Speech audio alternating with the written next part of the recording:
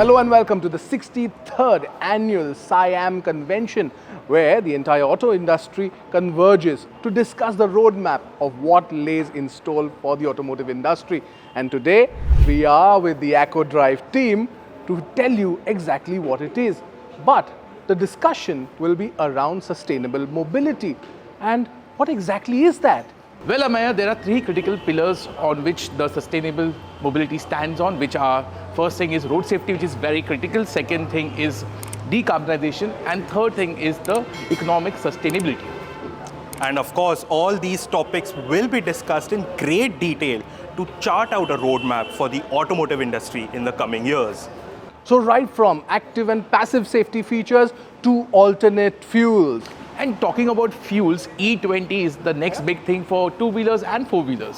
And let's not forget about EVs, the development of the infrastructure, and of course, battery manufacturing facilities. All of this will be discussed in great detail. So let's hear them out.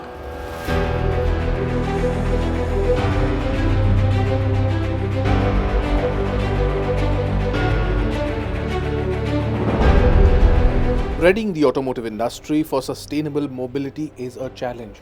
But Union Minister of Road Transport and Highways, Nitin Gadkari, did not mince his words when addressing the industry stalwarts. In 2014, diesel passenger vehicle share था 53% और 2023 में diesel car का share हो गया 18%। ये बहुत अच्छा लक्षण है। आप डीजल का प्रोडक्शन कम करिए और इसलिए मैं नहीं तो कम नहीं होगा तो टैक्स बढ़ाना पड़ेगा। तो मैं आपसे अनुरोध करूंगा कि ये एक अच्छा साइन है। डीजल बहुत ही हजार्डस फ्यूल है, हम बहुत बड़े प्रमाण पे इंपोर्ट भी करते हैं, तो डीजल को बाय कैसा भी करके आप बाय बाय करिए। मैं आपको ये बहुत नम्रतापूर्वक रिक्वेस्ट से करूंगा, नहीं तो BS6 जैसा डीजल का भी हाल ऐसा ही होगा कि बस आप करते रहिए, हम इतना टैक्स बढ़ा देंगे कि आपको बेचना मुश्किल हो जाएगा।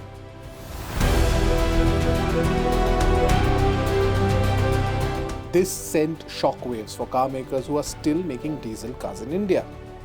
There was, however, a clarification issued from the minister on social media saying that no additional taxes will be levied on diesel cars, but there is a need to search for clean alternative fuels. And the industry is working on it. Diesel will, of course, gradually see a decline in line with the emission roadmap. Right. And you are already seeing that every emission roadmap, diesel becomes irrelevant for a certain segment. And we'll follow that trend.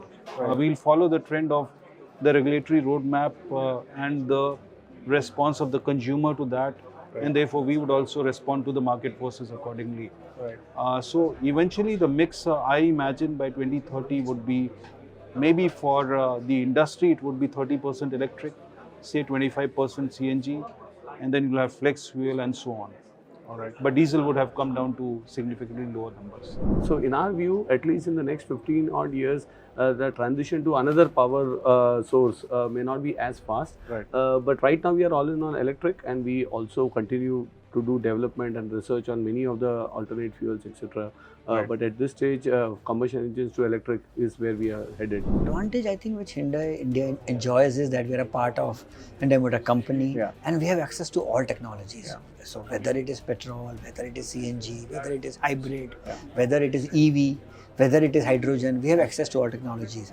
At the same time, the strategy, what to introduce in which country depends on the infrastructure, Correct. the GST, the taxation. Yeah. So here, very clearly, it appears that as of now, BEV is the way to go because GST is 5%. Government is doing a lot on the charging infrastructure.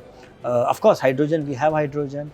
At the same time, we will need that infrastructure to come in. But we are ready, as and when, in case we find that the infrastructure is there, then why not? Right. We talked about E20, the cars now, of course, ethanol, blending. So we have everything available. So Right. it is just a question of if infrastructure is available, we can bring in. So we will do what the government wants us to do, and we want to really move very clearly towards a sustainable future. Correct. So not only we want to contribute to the growth of the economy, contribution, at the same time we also want to look at the sustainability. So I think growth and sustainability have to move together hand in hand.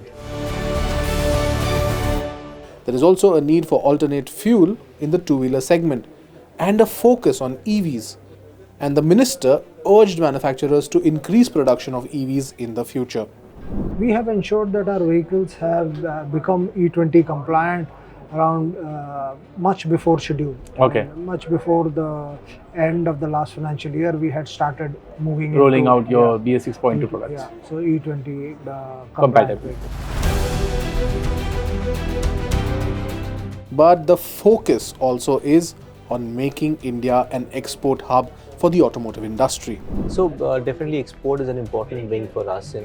We had about 17% growth of export last year, and we're looking at a double-digit, very strong growth even for this year. So we're exporting to markets like Turkey, Mexico, and a couple of them. So basically, the export quality is what matters, and Indian production quality for Honda Cars India is quite good. So we're very hopeful and very strong on the export wing as well. Well, all the technologies which we are, having can be exported, but traditionally the ICE vehicles are today being exported. And if there is an infrastructure which is available in those countries, definitely that adoption can happen. So it's purely related to that. But yes, potential exists, and definitely hybrids can be exported. But we're just trying to ensure that we have enough for our domestic market. Just to ask you. Yeah. So, but potential is there on all these fronts going forward. The focus then is very clear: to make India the #1 automotive manufacturing hub in the world. And of course, the adoption of new alternative fuels like hydrogen, electric, so that it can reach carbon neutrality by 2070. But there are plenty of challenges for the industry, right from infrastructure to adoption of these new technologies.